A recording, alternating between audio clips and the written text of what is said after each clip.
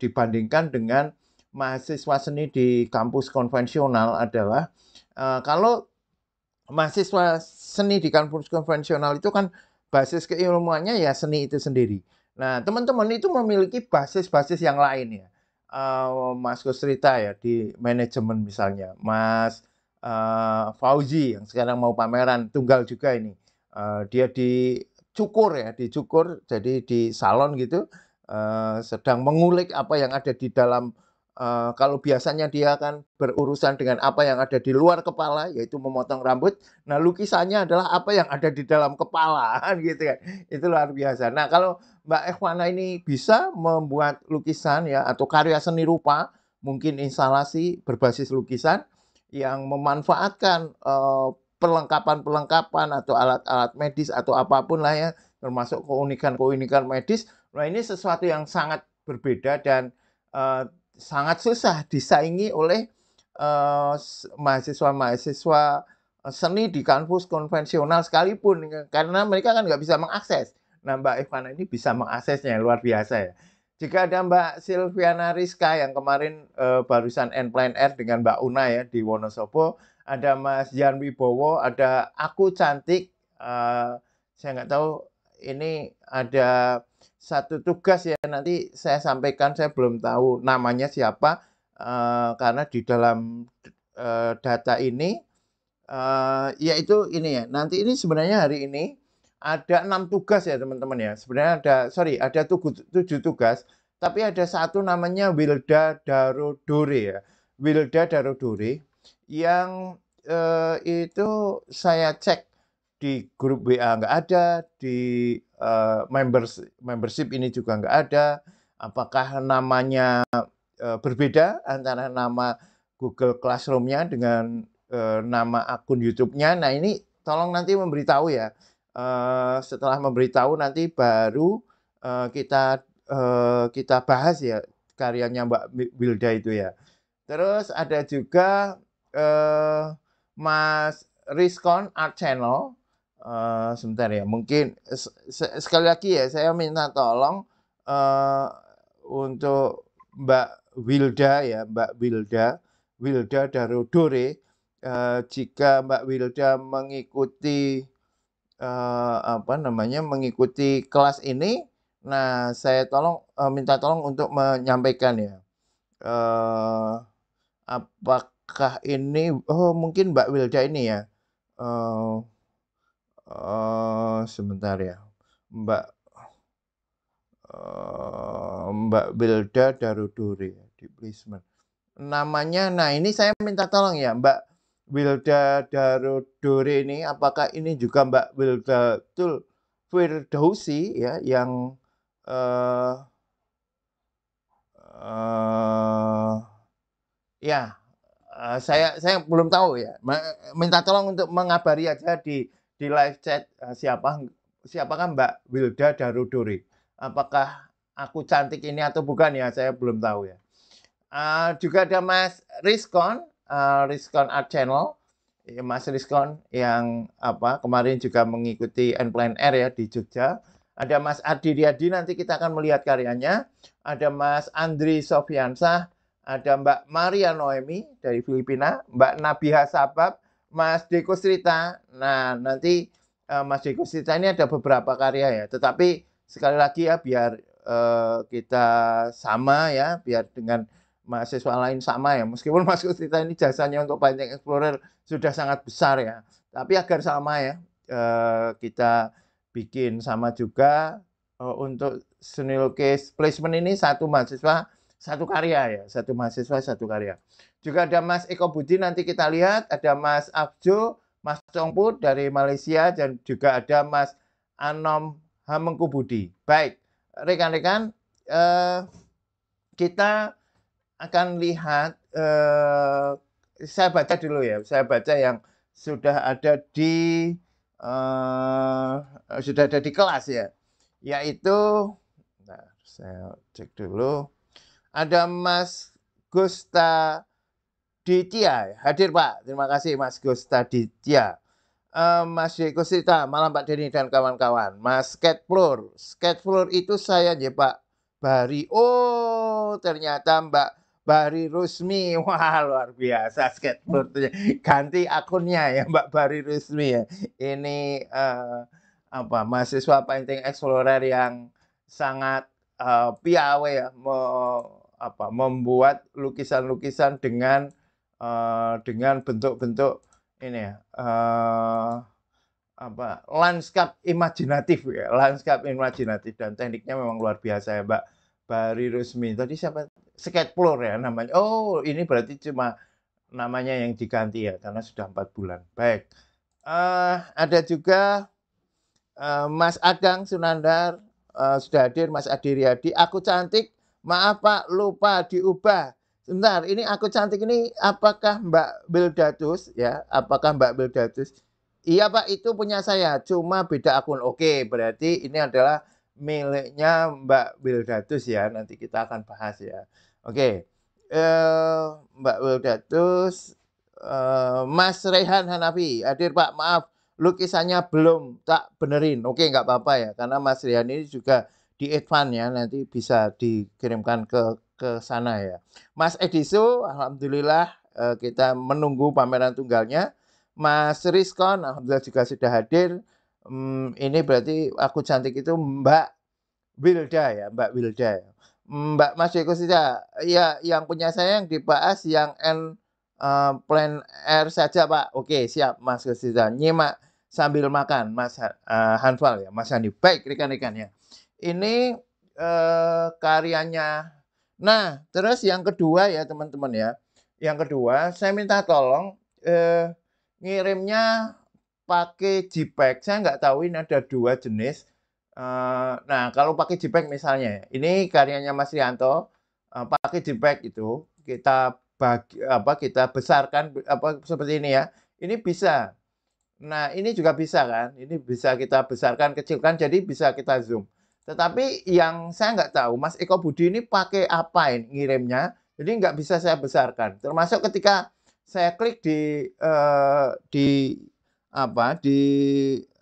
beda gitu ya, di halaman yang beda, di tab yang berbeda ini tetap nggak bisa dibesarkan. Jadi kita tidak bisa melihat detail-detailnya. Nah, ini misalnya, ini Mas Gusta ya. Mas Gusta ini bisa kita besarkan karena pakai JPEG ya, JPG. Ini bisa kita besarkan. Jadi kita bisa melihat detail-detailnya.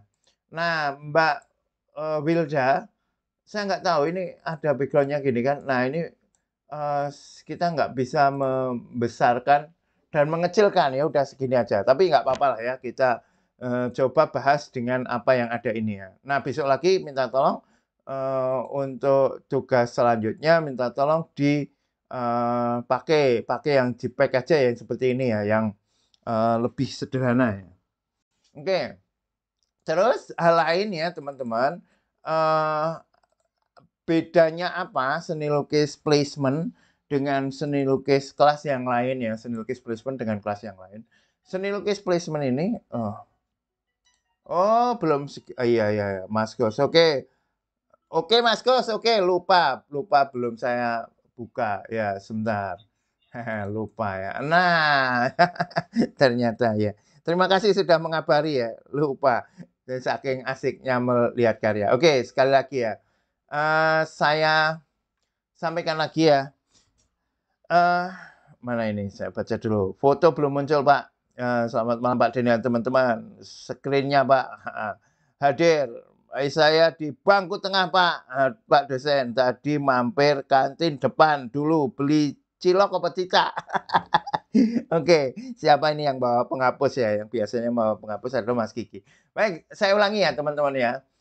Untuk pengiriman tugas itu tolong pakai JPEG aja ya, JPG. Ini contohnya Mas Adang ya. Ketika pakai JPEG itu kita bisa mengezoom seperti ini ya. Kita bisa besarkan bahkan sampai ini misalnya sampai kita lihat teksturnya. Nah, ketika kita bisa melihat teksturnya ini akan lebih enak di dalam mengomentari. Nah, ini kan. Tetapi sekali lagi ini Mas Eko, ini nggak bisa saya besarkan, nggak bisa saya kecilkan. Ini ya, termasuk ini ya, nggak bisa saya besarkan, nggak kecilkan, ini juga nggak bisa. Demikian juga milik Mbak Wilda ini nggak bisa. Nah, itu ya. Jadi yang ini sementara Mbak Wilda dan Mas Eko ya kita nilai atau kita bahas ya dengan tanpa mengezoom. Padahal milik Mas Eko ini saya yakin ya kalau kita membahas detail-detailnya ini akan sangat menarik ini. Oke. Lah kok salah screen-nya. Oh, enggak ya. Udah benar ya. Bentar. Oke, sudah benar ya. Baik, terus hal kedua teman-teman, apa bedanya seni lukis placement dengan yang lain ya? Placement ini konsepnya seperti placement test teman-teman ya. Jadi placement test itu kan bagaimana kelas untuk, ini nanti karyanya Mas Adi Riyadi ya, untuk menjajaki kira-kira teman-teman itu punya kemampuan untuk mengambil kelas yang mana, kan gitu. Nah, untuk itu, agar ada bedanya ya antara seni lukis placement dengan seni lukis advance, itu untuk seni lukis placement kita belum membahas tentang konsep ya. Kita belum membahas tentang konsep, tetapi yang kita bahas adalah bentuk unsur visual, unsur visual ya, warna, tekstur, teknik, komposisi dan sebagainya ya, unsur-unsur visual yang kita bahas, belum konsepnya. Nah, teman-teman yang sudah mulai masuk atau menyampaikan hal-hal konseptual itu direkomendasikan untuk mendiskusikannya di kelas kuliah advance. Misalnya ya, Mas Eko, ini kan sudah membahas tentang karya ini tentang apa. Nah, itu nanti belum kita bahas ya. Belum kita bahas, kita baru membahas tentang hal-hal yang sifatnya fisik ya, sifatnya bentuk visual. Misalnya ini, Mas Gusta, ini macam-macam ini tentang ini dan itu ya. Kita akan bahas visualnya bagaimana ya. Oke, gitu ya teman-teman. Nah, sekarang kita akan membahas bagaimana seorang pelukis itu memiliki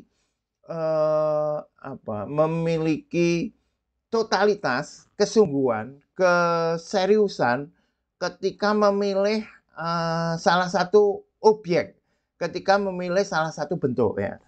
Kita ambil contoh dulu untuk di karyanya Mas Gusta ini ya, karyanya Mas Gusta. Mas Gusta, Mas Mul, di mana Mas Adi ngopi adoh-adoh ya. Mas Mul sedang menjalankan misi mencari kitab ke timur. Mas Mul sudah ini ya, dia memang mahasiswa paling unik ya, mahasiswa yang sangat unik ya, termasuk karyanya. Oke, baik, gini. Kalau kita lihat karyanya Mas Gusta ya, Mas Gusta sudah hadir belum ini? Mas Gusta sudah ya, pertama ya. Mas Gusta sudah hadir pertama. Kalau kita melihat karyanya Mas Gusta, ini warnanya menarik ya. Warnanya, intensitas warnanya itu kuat, berani. Dia tidak memberikan warna kuning secara berani ya. Kadang kan ada warna-warna yang cenderung semuanya kusam. Nah, ini untuk keberanian warnanya sudah oke ya, sudah suatu modal tersendiri. Nah, apa yang dipakai Mas Gusta ini adalah kalau bentuknya lebih ke arah deformasi simplifikasi, disederhanakan. Dan cara menyederhanakannya juga sudah enak. Ini adalah tentang landscape ya, tentang gumuk pasir itu. Sudah tampak komposisinya enak. Misalnya ya, contohnya. Bagaimana pohon ini dikomposisikan tidak centering, tidak di tengah-tengah. Itu sesuatu yang menarik ya. Meskipun terlalu mepet juga ini, ya. Kalau kita pakai nilai pi gitu ya, golden section itu biasanya jatuhnya agak ke sini nih, tidak terlalu mepet. Nah, namun ya yang ingin saya bahas untuk kelas ini dan keseluruhan nanti, bagaimana Mas Gusta ini belum sepenuhnya total ya di dalam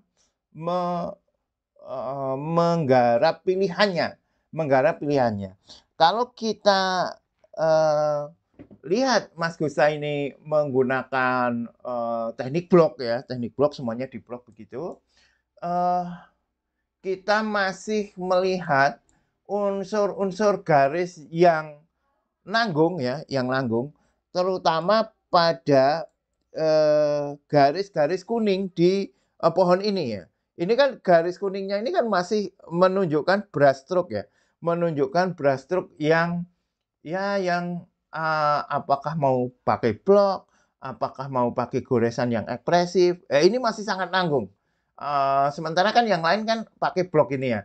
Bukan berarti terus, eee, bukan berarti kalau semuanya blok terus harus pakai blok, terus yang lain tidak boleh pakai, garis-garis ekspresif, bukan berarti seperti itu juga. Tetapi, gini, ini menariknya ini ya, menariknya seni lukis ya. Seni lukis memang tidak bisa dimatematis seperti itu. Tetapi, kalau di satu sisi kan kita tetap memegang harmoni kan, meskipun di sisi lain kita memegang dinamika. Harmoni itu dicapai dengan sesuatu yang sama, unsur-unsurnya sama. Sementara dinamika dicapai dengan sesuatu yang unsur-unsurnya berbeda.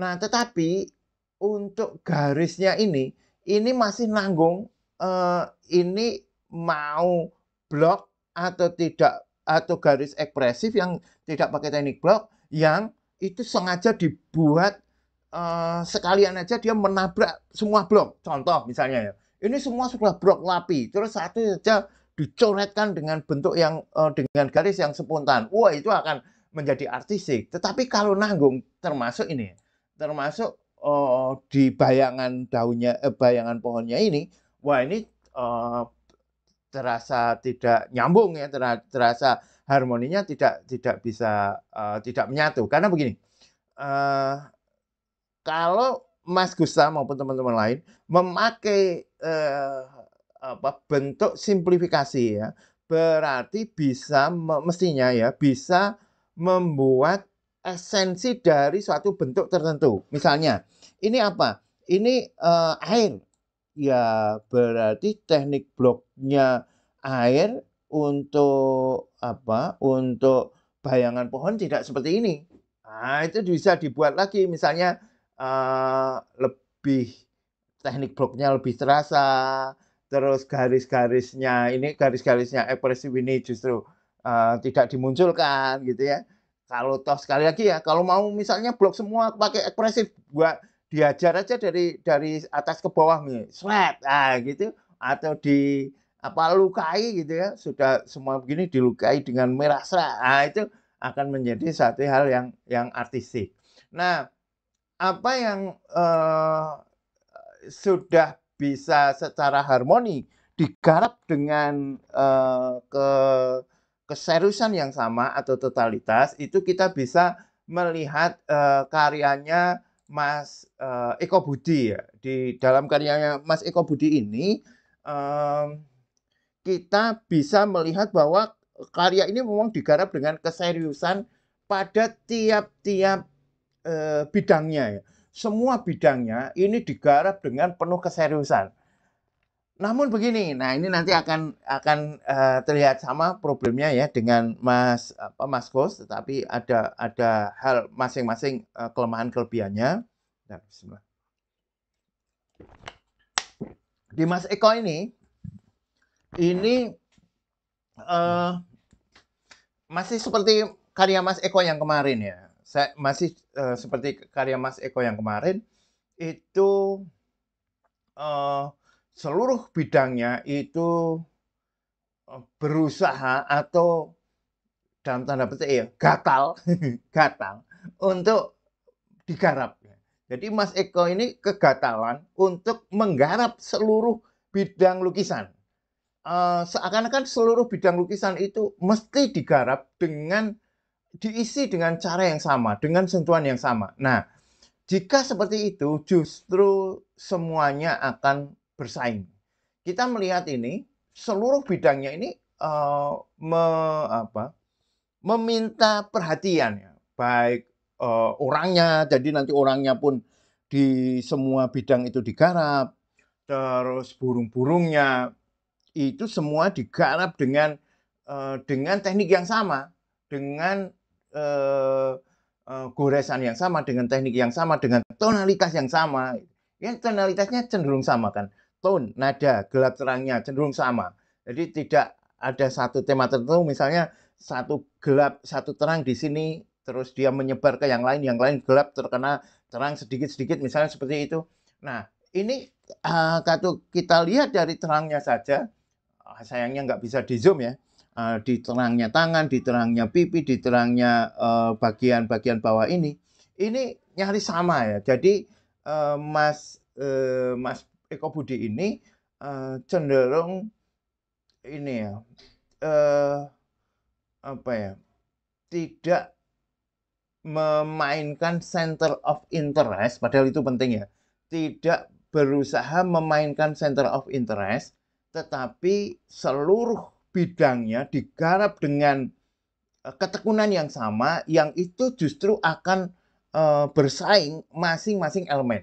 Itu problem Mas Eko Budi secara keseluruhan kalau saya lihat karya-karya yang lain ya. Dan apa dia Mas Eko Budi tidak atau kurang ya menghormati ruang kosong. Nah, karena semuanya pengen digarap tadi ya.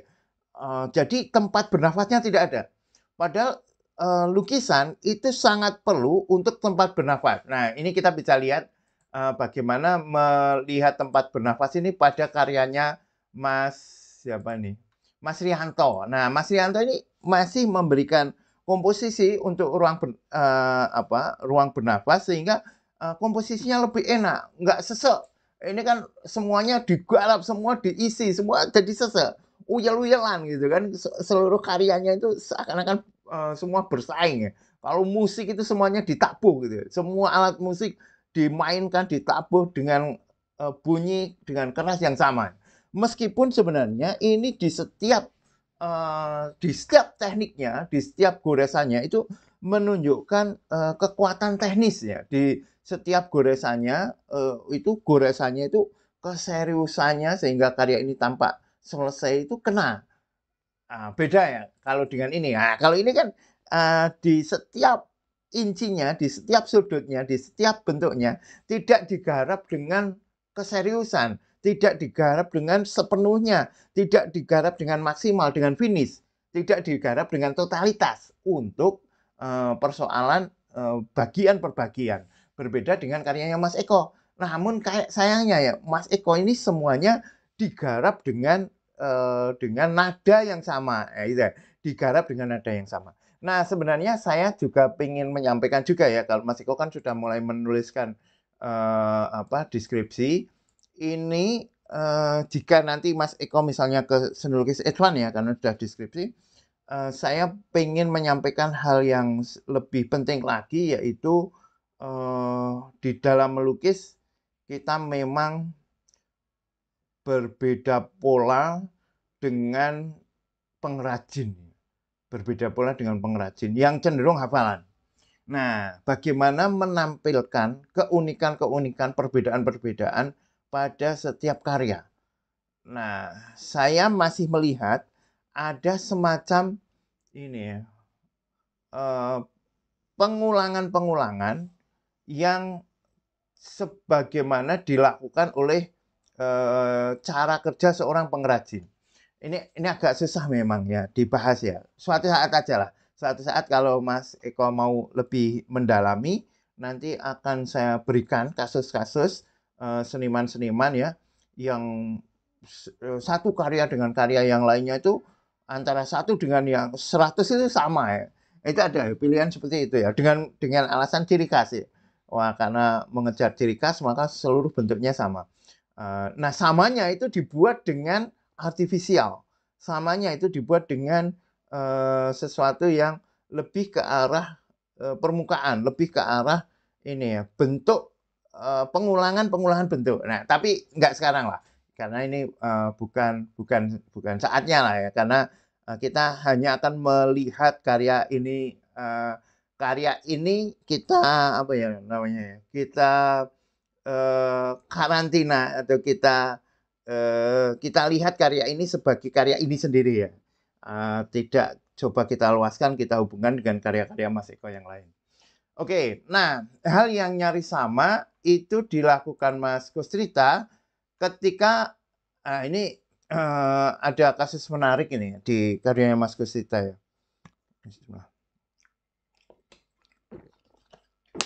Ini ada Mas Kustrita kan kemarin kan melakukan N-Plan R kan bersama teman-teman Pancing Explorer Jabodetabek kan. Saya sangat berterima kasih karena Mas Kustrita sudah menggerakkan seniman-seniman Pancing Explorer Jabodetabek untuk N-Plan R ke TMII. Nah, ada paling tidak 2 karya ya, 2 karya. Ini yang N-Plan R terus berusaha digarap di rumah.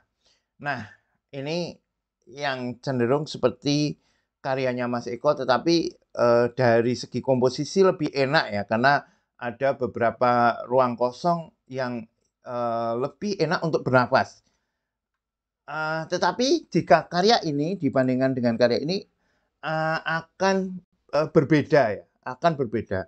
Yaitu karya ini akan terasa lebih ekspresif, spontanitasnya lebih terasa ketimbang karya yang dibuat di rumah. Memang tonalitas gelap terangnya warnanya jauh lebih enak ini ya. Gelap terangnya enak banget ini ya. Warnanya lebih mapan, lebih mendarat gitu, grek gitu ya. Kalau ini warnanya masih agak ke ampang-ampangan gitu ya. Tetapi dari segi spontanitas, dari segi ekspresinya lebih kuat yang ini. Nah, itu bisa dilihat dari mana? Bisa dilihat dari unsur-unsur yang dibuat. Misalnya gini ya, ketika kita melihat karya ini, itu seluruh batu ini ya misalnya, batu-batu ini itu digarap dengan sama persis ya. Semua batu dari depan ke belakang memang warnanya agak berbeda di sini ya, sehingga aerial perspektifnya terasa jauh dekatnya ya, terasa enak, terasa aerial perspektifnya oke. Namun untuk simplifying-nya, untuk bagaimana ada bentuk yang disederhanakan dan tidak steril, ini kan karya ini seakan-akan steril kan, bahwa di sini ini batu-batuan, di sini air, di sini daratan. Seakan-akan yang air tidak boleh masuk ke batu, yang batu tidak boleh masuk ke daratan, kan gitu kan, dibuat benar-benar steril. Nah, kalau yang ini yang ini kan lebih enak kan, bagaimana batunya itu kadang menghilang. Nah, ini untuk kerja di lapangan, kontrol seperti ini nih sudah sangat bagus ya untuk Mas Kustrita ya. Misalnya ini lebih berani lagi, itu akan lebih ekspresif lagi ya. Ini kan kita masih melihat cara yang sama dengan menggunakan alat, misalnya kuas ya. Kuasnya cenderung sama. Nah, kalau berani N-Plan R seperti ini ya untuk ke depan ya Mas Kustrita dan teman-teman ya, coba pakai ada beberapa kuas yang besar Mas. Kuas yang besar itu tidak selalu untuk membuat blok, tidak selalu untuk membuat blok yang ada di langit, yang ada di darat, enggak. Tetapi kalau perlu untuk membuat daunnya, untuk membuat pohonnya, untuk membuat bangunan-bangunannya, untuk membuat tanah-tanahnya itu dengan kuas yang besar gitu ya, pluk gitu. Terus baru setelah itu dikasih aksen-aksen ya. Ini aksen-aksennya bagus ya untuk Mas Kustrita. Tetapi untuk menghasilkan spontanitas, nah itu terasa belum. Nah, ini bisa kita lihat ya teman-teman di karyanya Mas Adi Riyadi. Mas Adi Riyadi ini cenderung ya, meskipun beberapa hal ya perlu kita diskusikan juga, perlu kita kritisi juga, yaitu dia lebih bebas, lebih ekspresif di dalam menggoreskan kuas ya, menggoreskan alat. Namun sayangnya eee, ini baru, ada dua elemen saja, yaitu pertama adalah elemen, background-nya ini ya, terus yang satu elemen, garisnya yang apa, paling gelap dengan yang abu-abu. Nah, ini begini maksud saya, Mas Adi Riyadi ini kan, niatannya kan N-Plein Air sketsa ya, kalau kita, baca ini ya, sketsa N-Plein Air Jakarta ya, di Taman Burung TMI. Ini Mas, eee, kalau perlu ya, bisa lebih berani lagi di dalam membuat efek-efek. Ini masih terasa ketika membuat efek ini, seperti mewarnai ya, seperti mewarnai, bentuk-bentuk gambarnya atau bentuk-bentuk outline-nya. Nah, kita bisa ya misalnya ya Mas Adi Riyadi ya, pas kasihkan air gitu ya, set gitu ya, bisa disemprotkan, bisa pakai kuas, terus kita ambil kuas yang besar ya, sekali lagi kuas yang besar ya. Itu nanti teman-teman akan merasakan bedanya ya, kuas yang besar. Terus, kasih aja, efek ini, abu-abunya nih, di, background-nya misalnya, atau di bagian ini ya, set set set set gitu. Terus setelah itu baru, isian-isian garis-garis yang tebalnya ini, yang pekatnya ini baru ditambahkan dengan nuansa yang berbeda. Terutama, eee, foreground, middle ground, background.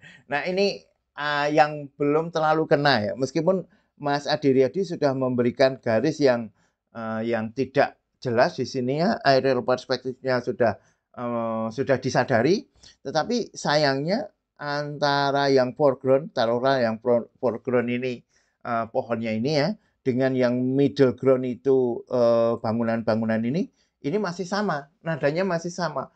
Bahkan kepekatan yang sama juga ada di background. Nah, kalau di background ini berani ya tanpa memakai, segelap ini, middle ground-nya ini juga tidak segelap yang ada di foreground, oh itu nanti akan semakin terasa ya, jauh dekatnya, layer-nya akan semakin terasa. Nah, apalagi kalau sudah mulai memakai efek-efek seperti ini ya, untuk, taruhlah ini ya, pohon-pohonnya, ini bisa ditambah lagi teknik-teknik, misalnya diselentik-selentik gitu ya kuasnya, untuk ada tetesan-tetesan sedikit. Wah itu, sangat artistik ya teman-teman ya. Nah, kita sekarang akan melihat, karyanya Adang ya, Mas Adang Sunandar, terus bagaimana Mas Adang ini, untuk mencapai, keseriusan atau, eee eee sesuatu yang, eee, penuh, sesuatu yang total ya, jadi judul ini ngantek lali, sesuatu yang total. Bagaimana, karya Mas Adang ini, bisa mencapai total ya? Ini kalau kita lihat ya, wah artistik sekali kan, artistik sekali. Dan kita akan melihat, teknik yang bisa diterapkan juga untuk teman-teman lain ya. Bentar, bismillah. Saya baca dulu komentar sebelum membahas karyanya Mas Adang ya, dan Mbak Wilda. Mana ini? Mas Gus, ini ya. Mas Mul, ini ya. Dari Jambi hadir, maaf lambat. Oke Mas Rianto ya. Nanti akan kita kembali lagi ke karyanya Mas Rianto ya. Siapa masih ke bawah bagaimana full frame, terekor di kertas, warna juga agak takut-takut. Jadi main tipis-tipis, oke ya. Baru nemu yang ukuran 16 Pak. Yang di langganan biasa 18 ke atas, out of stock alias kosong. Siap Pak, dicoba selentik kuas ya. Gini Mas Gus ya. Kuas ya, kuas cat air tidak mesti harus yang round ya, tidak mesti harus yang bulat. Tetapi kita bisa pakai yang flat, kita bisa pakai yang fan itu kan, yang kayak kipas itu, untuk memberikan efek-efek yang berbeda. Sebentar ya, saya coba carikan kuas-kuasnya.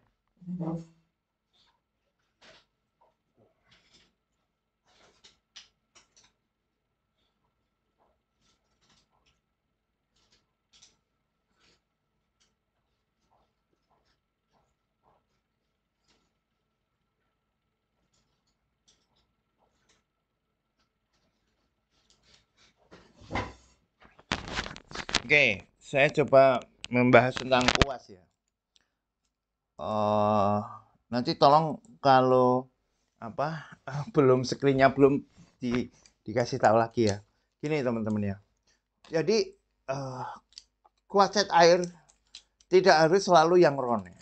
Ini kan yang biasa, ini standar cat air round, bulat, round bulatnya. Round dan bentuknya, ukurannya memang berbeda-beda. Tetapi kita juga bisa pakai kuas yang besar. Bahkan kuas ini, kuas tukang, nggak masalah.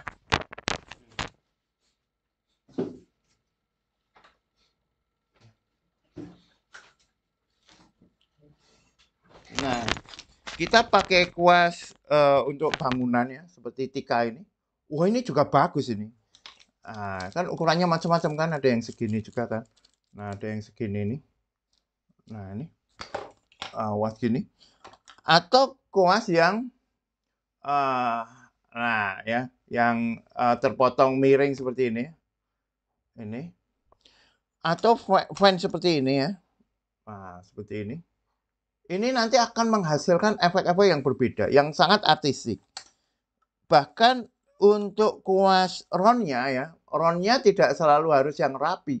Kita perlu sekali waktu ya, memakai kuas yang sudah rusak gitu. Itu justru ini ya, saya punya kuas kesayangan, itu justru rusak.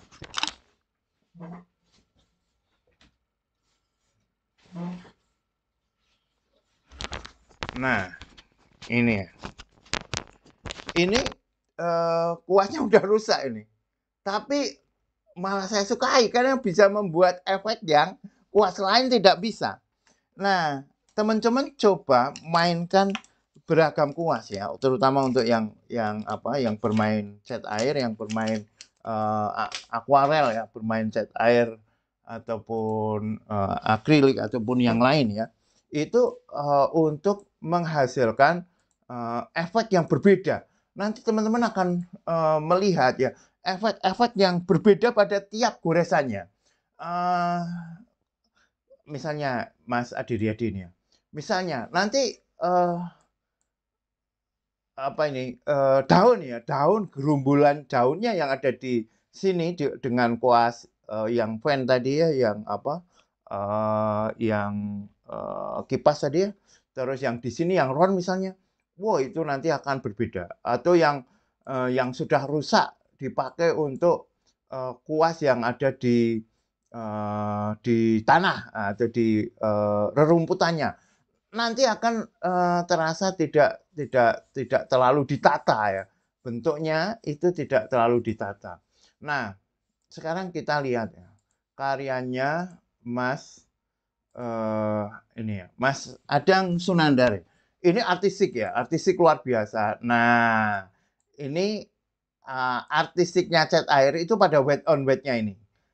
Ini baru agak mulai terasa pada Mas Adang ya. Kalau bisa teman-teman yang memakai cat air atau tinta ya, itu coba hadirkan efek-efek khas cat air yang itu tidak ditemui pada media yang lain. Ini cat air di kertas ya. Kertasnya juga luar biasa, kertasnya kertas apik ini. Nyaris seperti ini, seperti kanvas ya, sepertinya kertasnya seperti kanvas. Nah, totalitas yang bisa dibuat di dalam karyanya Mas Adang ya, ini kan masalah lilin ya, api. Nah, begini Mas, api ya, karena ini bermain cahaya, Mas Adang kan sedang melukis cahaya ya. itu mesti berani membuat kontras yang kuat, Mas, kontras yang kuat. Cahaya sumbernya itu jangan sampai disaingi dengan unsur lainnya. Ini kan cahayanya, pusatnya ya 3 ini. Nah, ini masih tersaingi dengan bentuk-bentuk atau warna-warna yang nyaris sama ya dengan cahayanya.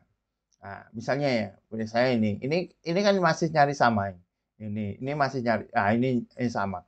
Nah, bagaimana kalau di sini nggak apa-apa lah, ini terkena bayangannya ini ya. Ini artistik, ini artistik banget ini.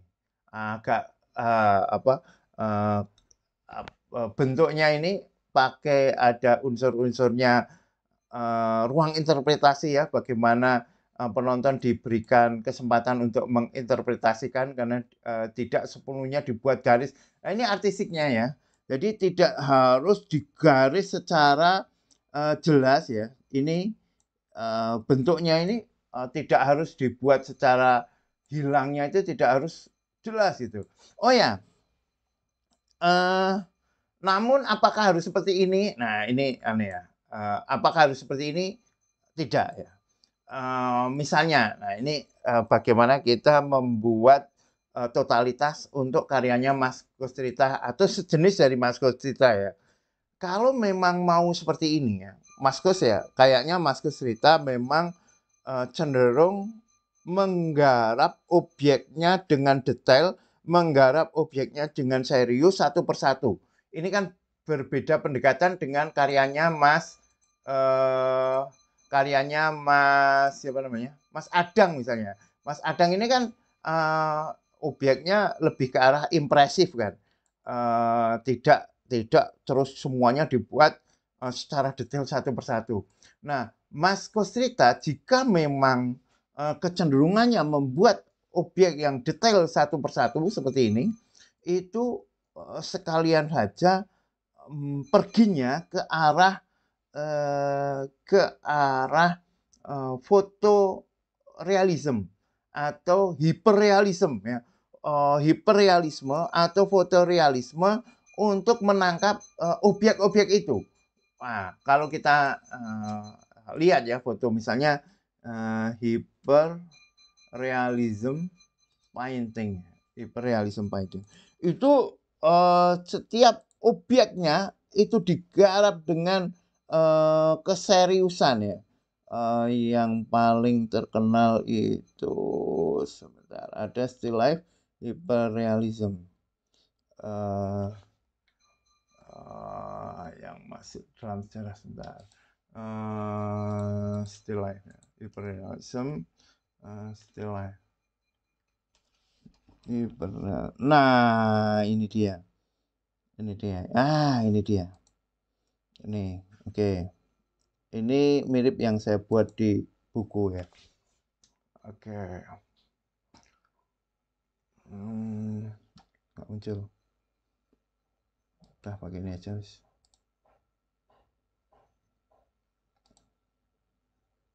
Ini aja ya. Nah, ini ya, ini. Ini still life hyperrealism. Ini benar-benar dia pengen digarap satu persatu ya, tidak ragu-ragu atau tidak ada nah ini ya, sebentar. Nah, ini yang semakin kompleks objek-objeknya ya. Objek-objeknya ini dia ini. Ini. Aduh.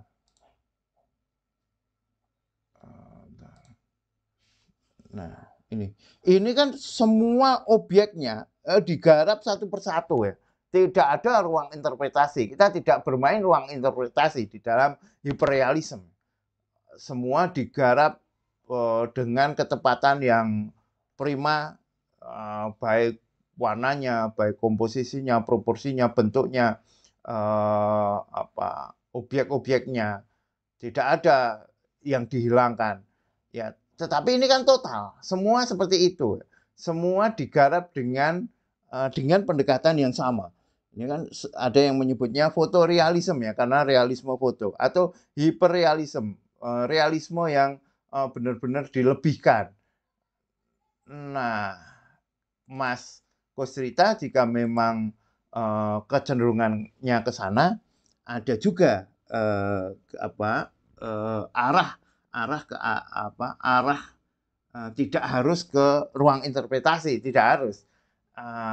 Sebaliknya ya, di karyanya Mas Adang ini masih tidak harus ke hiperrealisme, tidak harus ke realisme, lebih ke arah ke impresi kan, lebih arah ke impresi-impresi. Nah, sekarang tinggal bagaimana agar ini lebih total gitu ya.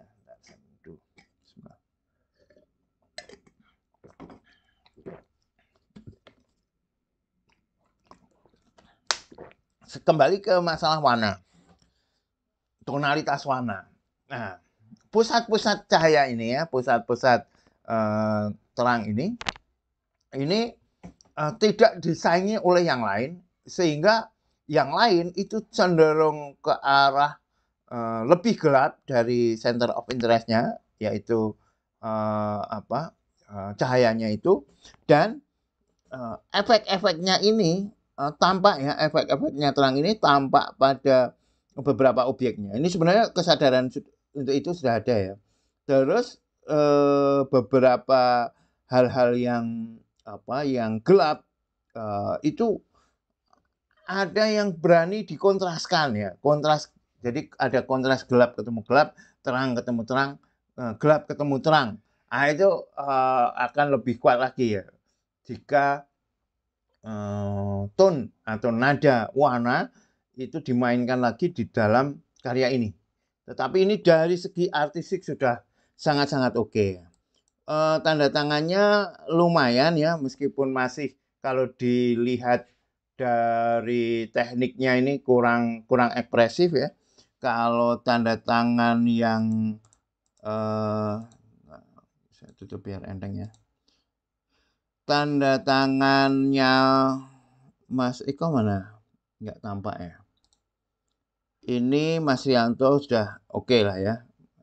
Mas Rianto dengan secara keseluruhan sudah oke. Nanti saya kembali ke Mas Rianto ya. Wah ini terlalu ya. Masih terlalu kaku untuk Mas Gusta ya. Masih terlalu kaku dan terlalu mepet ke pojok ya, sehingga kalau nanti dikasih figura ini akan hilang. Jadi tanda tangan tidak terlalu mepet ke pojok. Bagaimana agar tidak kaku ya, terus dilatih ya. Dulu itu saya membuat tanda tangan itu sampai berlembar-lembar gitu ya, untuk ini udah bagus ini, tapi terlalu jelas ya. Tapi karena semuanya gelap-gelap seperti ini ya, jadi nggak masalah. Mungkin besok lebih bisa ini ya, warna kepekatannya itu yang lebih dimainkan lagi agar tidak bersaing ya. Tanda tangan itu mesti artistik, spontan, dan tidak bersaing dengan objek-objek lainnya. Mas Gus ada nggak ini tanda tangan? Nah, oke. Nah ini dari tanda tangan dulu ya, dari tanda tangan dulu. Mbak Wilda, tanda tangan lukisan itu tidak seperti tanda tangan KTP atau tanda tangan di surat-suratnya. Tanda tangannya itu bentuknya tidak seperti tanda tangan ya di KTP itu ya. Seringkali bentuknya memang tidak jelas, garisnya dibuat sespontan mungkin, tidak terlalu besar ya, dan biasanya di pojok ya. Nggak harus di pojok sih, tetapi tidak menarik perhatian. Jadi tanda tangan itu tidak menyaingi dengan bentuk-bentuk yang lain. Nah, gitu. Terus tentang karya ini sendiri ya. Begini, Mbak Wilda ya. Ya, Mbak Wilda Darodore, Mbak Wilda. Apa yang perlu kita perhatikan ketika kita melihat karya potret ya, yang perlu kita perhatikan ketika melihat karya potret. Tentu pertama adalah yang namanya potret ya kesesuaian dengan apa yang dipotret. Tetapi kan itu tidak mesti kan, kalau itu memang potretnya seseorang dan memang diminta buat sama, berarti ya memang tentang kemiripan. Terus yang kedua, lebih penting lagi adalah bagaimana karakter yang dipotret itu muncul. Karakter yang dipotret, nah munculnya itu ya kita mesti melihat acuannya juga, atau kadang kalau kita tanpa acuan ya, bagaimana agar dia memang khas, dia memang khas. Nah, untuk itu memunculkannya, bagaimana? Memunculkannya adalah dengan teknik-teknik yang sesuai untuk potret itu. Jadi gini, saya itu dulu kan saya pernah mengalami periode melukis manusia ya, melukis manusia. Sudah tidak lagi sejak tahun 2013. Tapi sebelumnya itu hampir seluruh karya saya itu ada figur manusianya. Dan ketika di parody painting saya memasukkan potret-potret diri saya. Nah, di dalam karya potret itu sebenarnya juga bagaimana memunculkan ekspresi ya, ekspresi yang dipotret dan gelap terang dari potret itu akan sangat menentukan. Nah, ketika potret itu cenderung ngeflat, ya memang masih terasa datar, Sayang sekali ini saya tidak bisa mengezoom ya, jadi saya kurang bisa melihat karakter goresannya ya. Kalau saya lihat sekilas memang goresan-goresannya, arsirnya ini sudah berani ya. Arsirnya berani dan artistik. Kalau kita membahas tentang proporsi matanya sekian, mulutnya sekian, ini saya pikir sudah tidak bermasalah ya. Secara proporsional sudah tidak bermasalah. Namun kalau dari segi plastisitas, agar ini tampak benar-benar kelihatan bervolume. Nah, ini yang kurang karena ini cenderung ngeflat. Kalau sebenarnya kan Mbak Wilda kan sudah tahu ya bahwa di sebelah kanan ini lebih gelap. Tetapi mengapa antara hidung ini ya, hidung bagian sisi kiri dengan sisi kanan cenderung sama. Demikian juga bagian mata, gelap terangnya ya, itu cenderung sama. Bagian yang ada di jidat ini cenderung sama. Maka itu akan mengurangi karakter dari karya potret ini sendiri. Gitu. Terus komposisi juga diperlukan. Nah, ini kadang begini ya teman-teman ya. Kalau kita hanya melukis potret sebagai apa ya? Sebagai dokumentasi lah, atau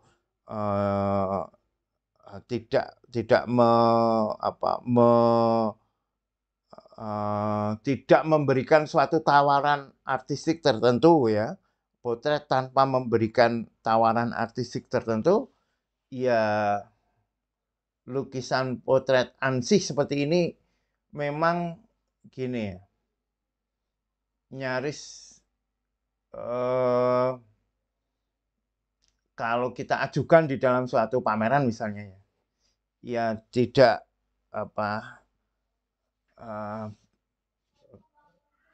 mengajukan pameran dengan karya seperti ini, itu kan ya nyaris tidak bisa diterima ya kan oleh penyelenggara pameran. Kenapa?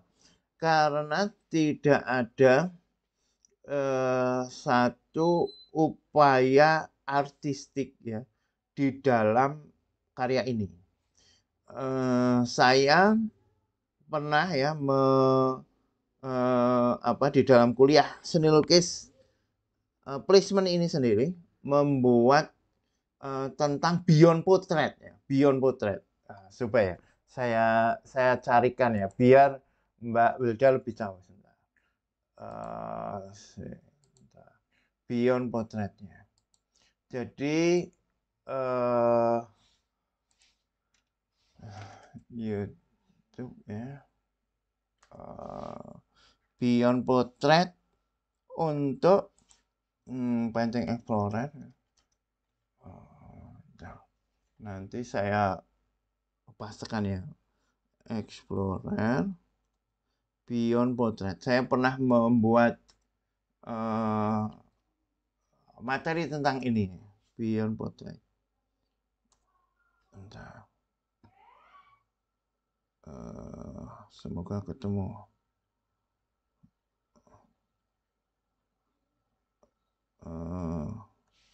Painting Explorer kuliah seni lukis placement Beyond Portrait.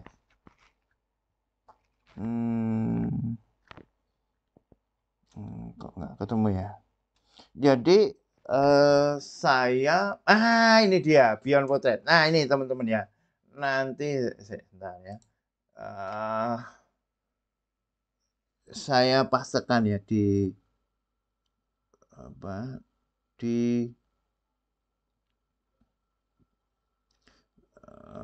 sebentar. Saya pastikan di live chat ya. Nah, share.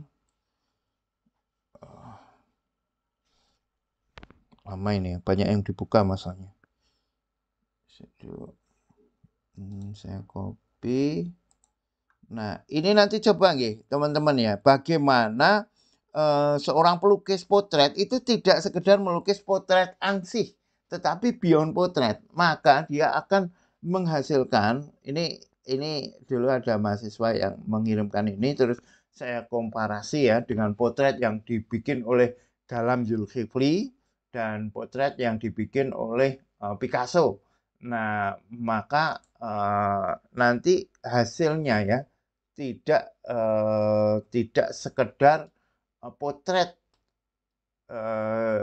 ya sebagaimana potret kita orek-orekan atau kita membuat gambar tentang potret, tidak sekedar seperti itu ya. Sebentar saya editkan, bisa nggak ya di sini ya? Nah ini saya pastikan di sini nih teman-teman ya. Beyond Portrait. Silahkan nanti Mbak Wilda atau teman-teman yang lain bisa mengeklik kuliah ini ya, mengeklik deskripsi kuliah ini untuk mengikuti apa toh? Itu perlu dipertanyakan pada diri kita ya, ketika kita mau melukis ya. Kita mau menawarkan sisi artistik yang seperti apa? Kalau sekedar sama, apakah ini kalau sama misalnya sama? Kok ini belum sama ya? Kalau sama ya hiperrealis tadi kan? Tadi kan sekali lagi ya hiperrealis ya. Tadi hiperrealis paintingnya. Hiperrealis painting itu kan banyak juga yang menggarap potret. Misalnya ini kan potret ini kan. Lukisan yang digarap dengan benar-benar realistik, benar-benar misalnya ini kan nggarap tenanan. Potret yang digarap dengan sepenuh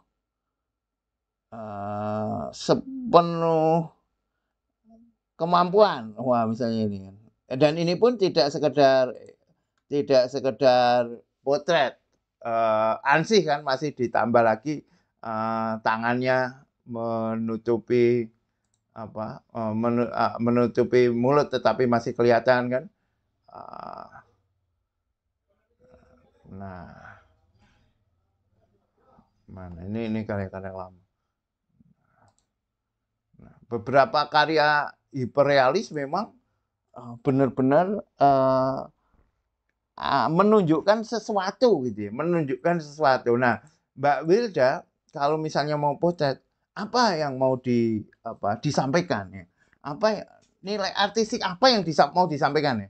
Bukan sekedar iki lukisan iki podo karo kae kan gitu kan. Bukan sekedar ini kalau sudah melukis ini sama. Tidak sekedar seperti itu ya. Di dalam dunia seni lukis kita mesti memberikan suatu tawaran artistik. Nah, sekarang kita kembali ke karyanya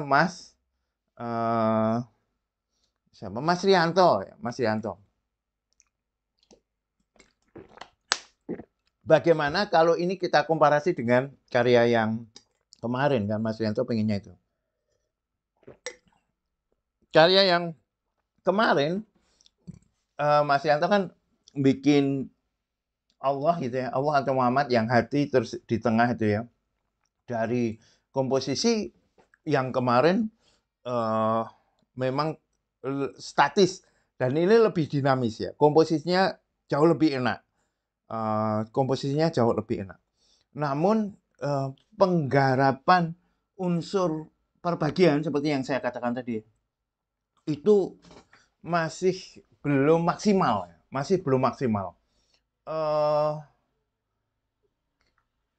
seperti tadi ya.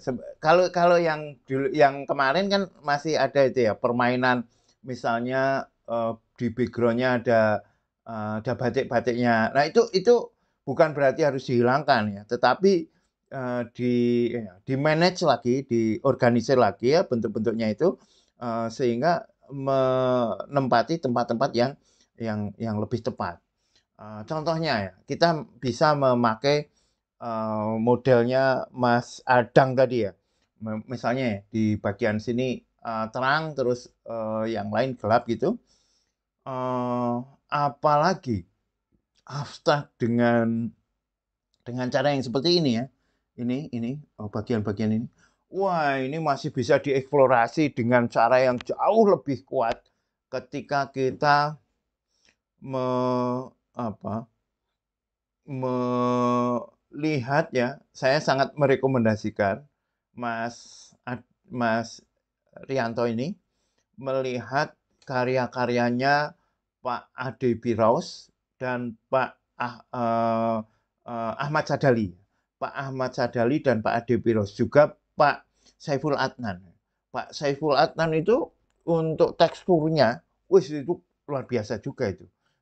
Pak Ade Biraus apalagi komposisi dan tekstur. Saya kemarin kan sudah menyampaikan Mas Rianto untuk kuliah yang kemarin saya sudah menyampaikan tentang karyanya Pak Ade Biraus. Nah itu benar-benar digarap dengan penuh keseriusan itu Mas. Ini kan masih kayak landasan aja ya, masih perlu banyak penekanan-penekanan. Memang komposisinya udah oke, bentuknya ya sudah mulai ada usaha untuk membuat hot atau jenis huruf yang berbeda, meskipun kalau kita lihat ya ini tegangannya ya, kalau kita membuat kaligrafi Arab, karena kaligrafi Arab itu sudah ada pakemnya ya, sudah ada hot yang standar, Rik'i, Dewani Jali, Kufi dan sebagainya. Nah, tegangan untuk kita lepas dari hot yang standar dengan kita menghadirkan satu jenis hot tersendiri, tetapi dia luas dan mampu distandarisasi juga, sebagaimana Pak Saiful Adnan membuat Saifuli ya. Teman-teman diundang, insya Allah akan pameran tunggal tanggal 22 Desember di JCC ya, Jakarta Convention Center.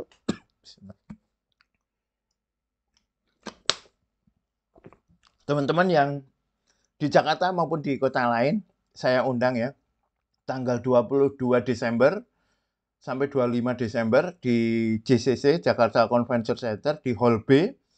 Pak Saiful Adnan akan berpameran tunggal di sana. Saya insya Allah, saya jadi kuratornya. Saya menulis buku beliau tentang biografi Saiful Adnan. Saya ulik karyanya. Memang kelebihannya adalah beliau bisa membuat suatu khot tersendiri, yaitu khot Saifuli. Dan ini nanti akan ada lombanya insya Allah dengan hadiah total 5 juta ya. Insya Allah teman-teman nanti saya kabari kalau sudah ada. Bagaimana Pak Saiful itu membuat suatu jenis khot tersendiri yang sekaligus dia bisa menjadi genre, ya, bisa menjadi pola tersendiri. Karena di dalam khot itu ya, meskipun dia membuat sendiri, tetapi kita keluasannya itu terasa ketika ada nada yang sama. Contoh misalnya gini, ini fa ya, ketika dia naik kok sebesar ini, terus turun, terus di turunnya sini kok setepis ini. Nah, ini terasa ketika diulangi lagi kok bentuknya dengan pola seperti ini. Nah, itu terasa kurang ini ya, kurang luas ya, kurang luas. Kaligrafi ya, apalagi kaligrafi Arab memang standar bentuk yang seperti itu, atau kita membuat standar sendiri yang berbeda ya, yang berbeda tetapi tetap ada kaidah-kaidah tentang ke ini konsistensi ya. Kalau ini begini, semacam logika bentuk ya. Kalau dia misalnya sulus ya, sulus itu kan logika bentuknya dia seperti kuas atau seperti pena yang dipotong 2/3 kemiringannya, terus dia dipegang dengan cara yang sama. Ketika dia digerakkan naik, dia akan tipis kan, otomatis ketika digerakkan diagonal miring dia akan tebal. Nah, ketika dia dimiringkan sedikit dia agak tipis, agak tebal. Nah, seperti itu seakan-akan ada pola yang dijalankan.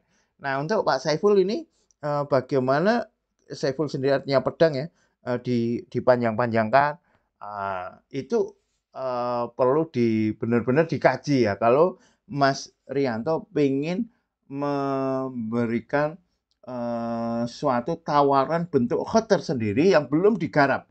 Nah, sebenarnya kalau bisa itu luar biasa, Mas. Karena ini bidang yang belum banyak digali ya, belum banyak dieksplorasi. Dan nyatanya Pak Saiful Adnan kan bisa menjadi seniman profesional ya, dari sejak mahasiswa sampai sekarang tidak punya pekerjaan lain selain melukis, itu pun bisa bertahan ya.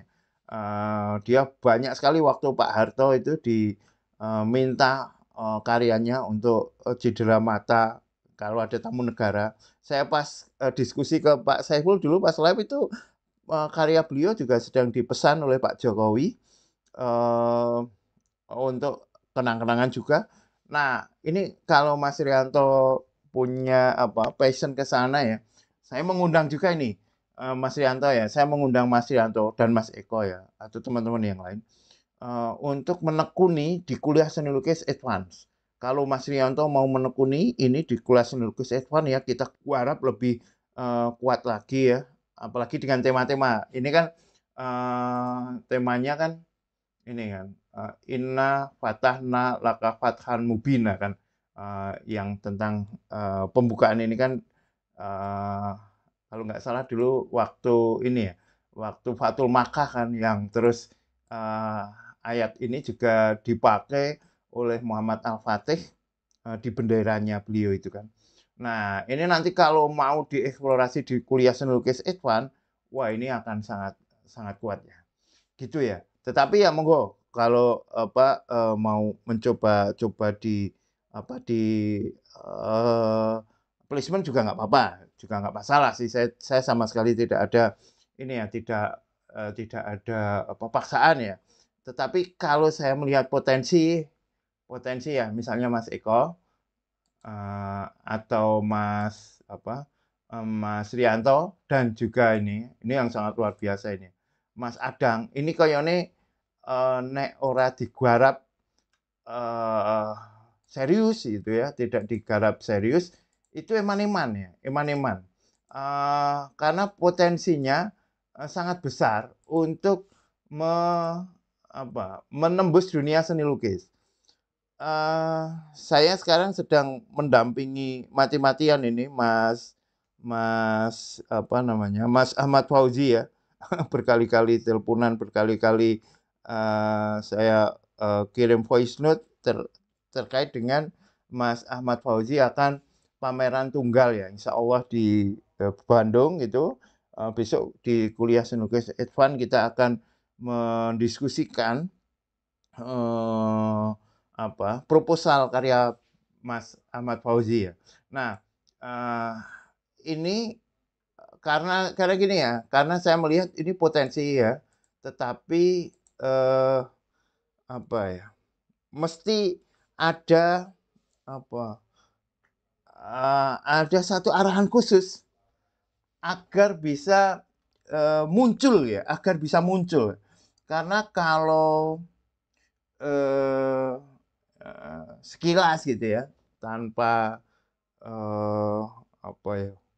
bimbingan yang lebih intensif lagi atau kuliah yang lebih intensif lagi, kadang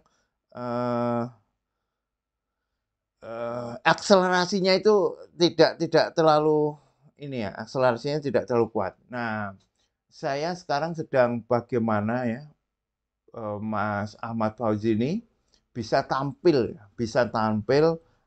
di salah satu galeri komersial ya, dengan karya yang kuat, dengan karya yang unik, dengan karya yang kontemporer juga ya, nada-nada kontemporernya terasa itu. Mas Andi aja melihat karyanya Mas Fauzi itu langsung, wah ini kayak wis lulus isi ya, kayak cacah isi kan gitu kan, kayak mahasiswa isi kan gitu. Ya mahasiswa isi yang di bawahnya Mas Fauzi juga banyak juga ya. Artinya sebenarnya kan bagaimana kemampuan ini tinggal dibawa terus dijalankan ya. Karena di kuliah Seni Lukis Advance itu teman-teman nanti akan ketemu satu tugas namanya proposal pameran. Ini memang untuk teman-teman yang sudah memiliki tabungan karya beberapa dengan nada yang nyaris sama ya, tapi tidak hafalan juga, lah ini susahnya ya. Karyanya podo tapi hafalan kan gitu. Itu yang susah ya. Saya masih melihatnya di karyanya Mas Eko ini nih, hafalannya ini. Kaya ono unsur kerajinane kan. Unsur kerajinan hafalannya itu masih kental gitu. Nah, bagaimana itu bisa muncul. Gitu ya. Oke, saya akan baca komentar teman-teman sebelum saya nilai ya. Sebelum saya nilai. Mana ini? Siapa di kota jadi saya? Saya Pak Pengrajin. Saya Pak Pengrajin. Oh, Mas Andi memang pengrajin ya. Mas Andi pengrajin, bahkan pengrajin eksportir ke Eropa, ke Amerika. Tetapi untuk lukisannya kan beda ya cara kerja melukisnya. Kita lihat kemarin ya semalam warnanya itu sangat kuat ya, warnanya kuat, goresannya juga kuat. Beda dalam pengertian pengrajin yang hanya menghafal bentuknya. Nah, kalau Mas Andi untuk anak buahnya itu mesti memintanya hafalan kan. Gawe misalnya sekarang Mas Andi bikin apa? Bikin anyaman. Ya wis kudu ngono, dihafalke ngono, bentuke ngono. Misalnya ono ornamen ya wis ornamen ngono dibentuk kudu padha bentuke. Nek ning kono bunder ya setelah bunder terus dikai garis, bunder-garis terus gitu kan. Sesuk ya ngono, saiki ya ngono, besok meneh nek entuk tugas ya ngono terus gitu kan. Itu kan cara pekerja pengrajin ya memang caranya seperti itu. Nah, itu bedanya kalau dengan lukisan. Menghindari seperti itu ya, menghindari hafalan yang seperti itu. Kuas rusak malah bagus buat bikin efek awan kalau di kanvas pakai akrilik. Oke. Mas, Rizkon, menarik dan keren karya, teman-teman. Terima kasih Pak Denny atas ulasan-ulasannya, menambah pemahaman. Nah, saya, sepertinya Pak Denny punya kuas fan yang brodol tapi sakti, jadi kesayangan saya bahkan buat cat air ya. Ya nanti teman-teman kan punya ini ya, punya kayak sandal itu loh, sandal itu nek wis dienggo penak ngono kan, nek dienggo nganggo liyane kan wis rasane wis ora penak ya, sandal atau baju. Seseorang itu kadang ya punya baju yang sudah lusuh, resek, ora penak, tapi dienggo ki penak ya, bentuknya serapi, bolong-bolong, tul-tulan, kena tritipen itu ya, tapi penak nek dipakai, nek dibuang iman-iman itu. Pas dibuang bojone, "Ojo, dibuang sik, ijik penak." Padahal bolong-bolong kan gitu. Siapa next coba ya, itu ngulangnya tadi pakai foto Pak, dari hasil NPR saja. Realisnya jadi nanggung juga ya, kalau memang mau hiperrealis, fotorealisme pakai foto aja sekalian nggak apa-apa. Pakai foto, tapi kan memang mau fotorealis kan, fotorealisme itu memang, pakainya foto. Masih jauh. Hadir Pak, Pak dosen. Oke Mas Abje, kita, tunggu karyanya. Mbak, Wildan ya, Mbak Wilda Mbak Wilda ya, Mbak Wilda. Eee next time diperbaiki lagi, Pak. Oke, saya tunggu Mbak Wilda ya. Mas Kesita, Mas Adang, sudah saya ajak itu, Pak. Sayang sekali potensinya, Pak. Ayo Mas Adang. Wah, ini Mas Adang ki wis luar biasa lah ya. Karyane iki wis apik tenan. Baik, Pak. Terima kasih. Insya Allah saya nanti gabung advance. Sama-sama Mas Adang ya. Siap, Pak. Mas Gus, insya Allah di bulan ke-7, Pak. Oke, oke, Mas Adang ya. Ini sangat potensial. Atau, bikin dulu karya-karya dulu nggak apa-apa Mas Adang ya.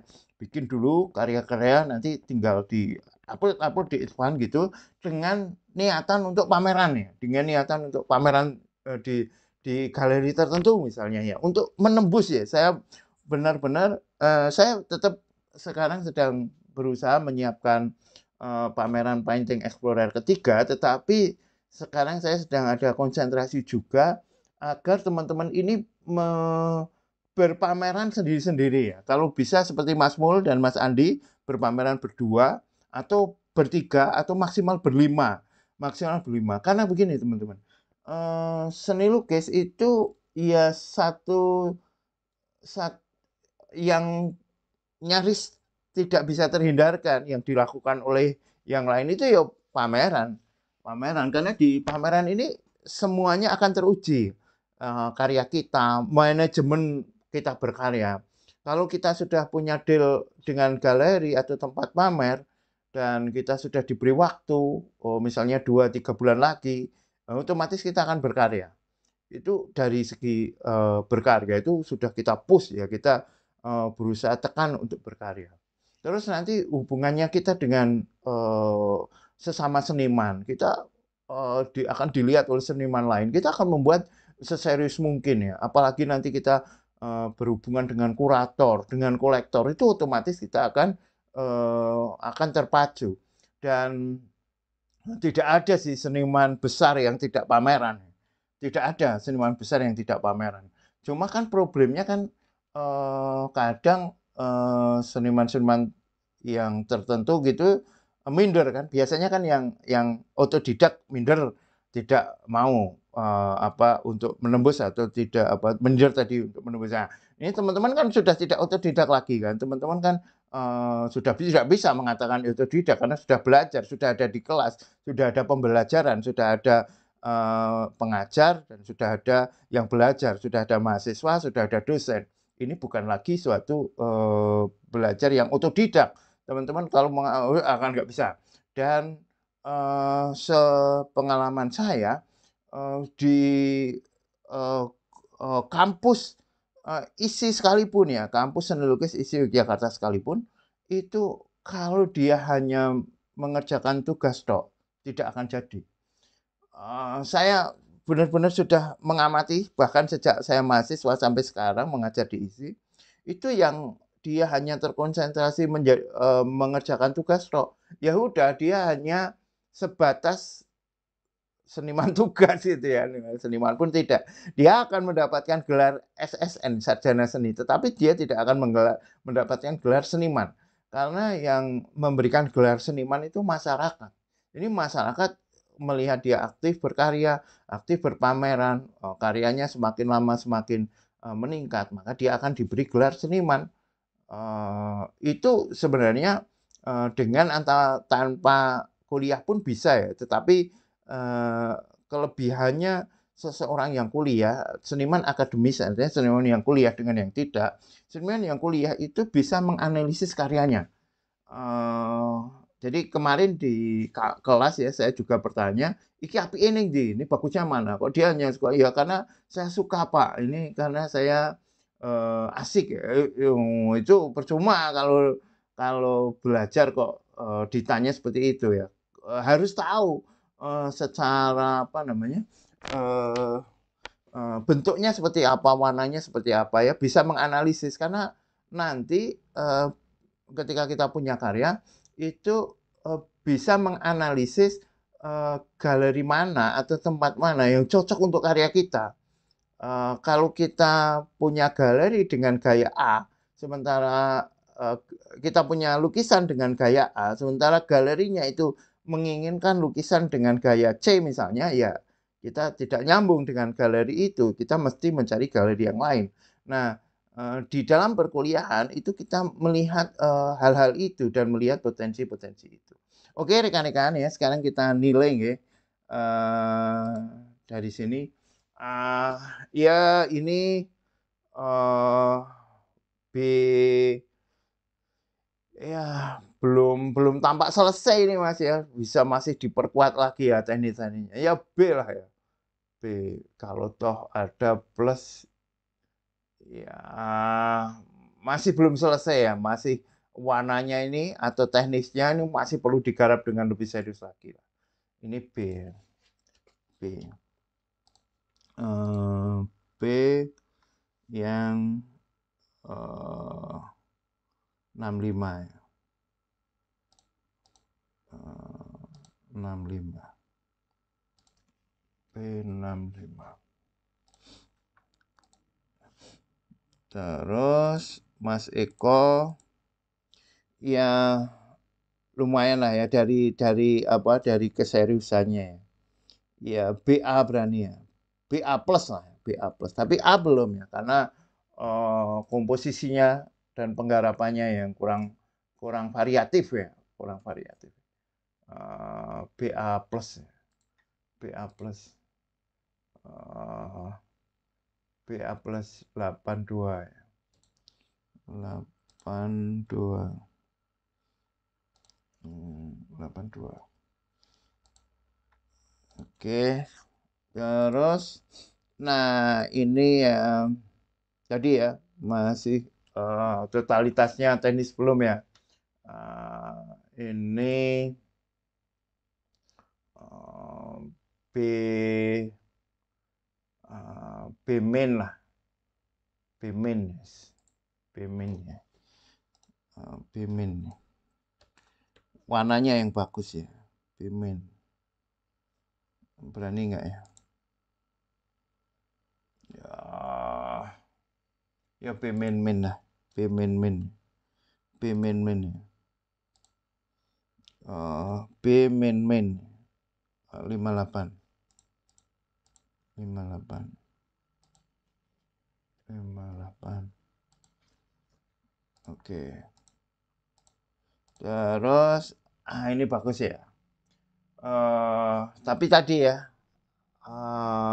konsentrasi gelap terangnya. Ini BA jelas berani ya. BA plus A berani nggak ya? Amin min. Warnanya yang masih selalu ngeplet. Ya BA plus plus lah. BA plus plus ya. BA plus plus ya. BA plus plus ya. BA plus plus ya. BA plus plus. BA plus mana ya? 86. 86. Oke. Terus Mas Adi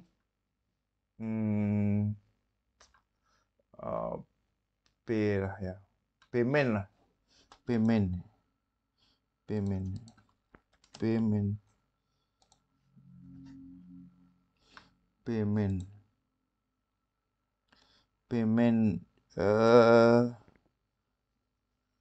62 ya. 62.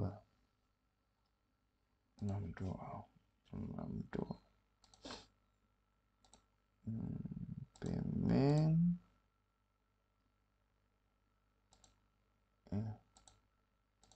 Terus Mas Kus yang dinilai yang mana? Yang ini ya. Ya ini apa ya? BA ya oke. BA-nya oke. Tapi A belum. BA ne yo ini BA. Ini BA. Ini warnanya tapi kurang ya. Ya ini BA min. BA min. BA min. BA min. BA min. BA min. 77. 77.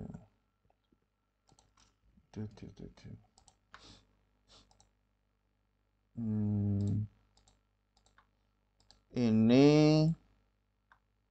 Mbak Wilda standar ya B ya. B berani ya.